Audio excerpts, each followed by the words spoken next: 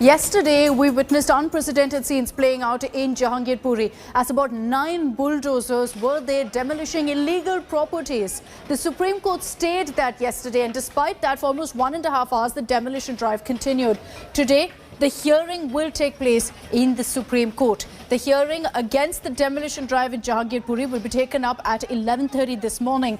The demolition drive came days after communal clashes took place in the same area during the Shobha Yatra procession on April 16th. The Jamiat Ulema-e-Hind has moved a plea in the Supreme Court against this demolition drive, calling it unconstitutional and saying that an opportunity should be given to residents as well. The Supreme Court, besides that, will also hear another plea related to the bulldozer drive, not just limited to Jahangirpuri, but also the similar drive that had happened in Uttar Pradesh, Gujarat and Madhya Pradesh. The plea has stated that properties in these states are being razed in a malified manner and demolition can't be done until the property is found to be illegal.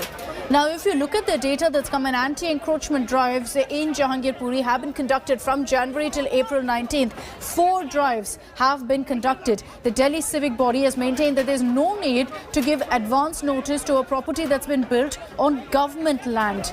You're also seeing a lot of politics that's playing out over this. The opposition has referred to this demolition drive as illegal and the BJP is hit back saying don't communalize the matter. Rioters' homes must be demolished. The BJP is adopting the same methods of what Israel, an apartheid country, does to its own citizens. We go around the world and say that we are a functional democracy. Is this the way you behave with your citizens? Without even giving them a notice?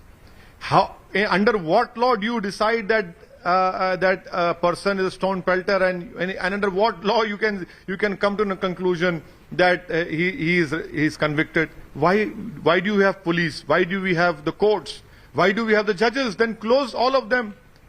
अगर bulldozer से ही चलना है काम तो फिर ऐसा चलेगा. एक तो आपने ज़मीनें संभाली हुई हैं, उसमें एक्टिविटीज़ ऐसी करते हैं, तो सिर्फ मैसेज है. बाकी सारी कॉलोनी को, सब लोगों को मैं श्योरिटी दिलाता हूँ. माननीय गृह मंत्री जी ने ये कहा है कि कोई मासूम फंसे ना, गुनाहगार बचे ना. इस देश में महंगाई पर बुलडोज़र चलाया जाना चाहिए, बेरोजगारी पर बुलडोज़र चलाया जाना चाहिए, धर्मांधता पर बुलडोज़र चलाया जाना चाहिए, रूढ़िवादिता पर बुलडोज़र चलाया जाना चाहिए. परंतु उन सब को छोड़कर बुलडोज़र सत्ताधारी दल द्वारा केवल और केवल इंसानियत पर चलाया जा रहा है. ये देश का दुर्भाग्य है कि 21वीं सदी के सपनों का भारत, प्रगतिशील और सुदृढ़ भारत, आज केवल और केवल बुलडोज़र की राजनीति पर लाकर सीमित कर दिया है भारतीय जनता पार्टी की संकीर्ण विचारधारा ने. Let's take this across to Anisha Mathur. She's joining us live this morning with details of what to expect in the Supreme Court today. Anisha, good morning. 2 petitions essentially that have been filed before the Supreme Court, which seems to suggest that the hearing today isn't going to be limited to Jahangirpuri alone. It's also going to be talking about what happened last week in Gujarat, in Madhya Pradesh, and Uttar Pradesh, essentially targeting this kind of a demolition drive, this bulldozer justice. Well, yes, Sakshita, this bulldozer justice is precisely what's been challenged in these petitions.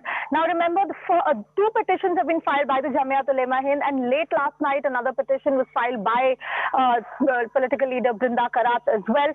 All of these have questioned the bona fides of the government. So the first question that all of these petitions have asked is, under what law exactly are you starting these demolition drives?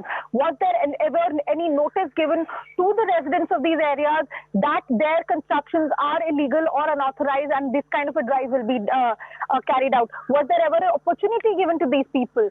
Secondly, what the petitions have raised is the fear, is the apprehension that these kind of drives are being carried out as a vindictive measure to make political points, because according to one of the petitions filed by the Jamiat Ulema-e-Hind, most of these drives are being carried out in areas which have a lower caste, Dalit or minority population, and that is where this question of whether the government is trying to take a vindictive stand, take out this kind of make political points against against its political opposition is also coming in.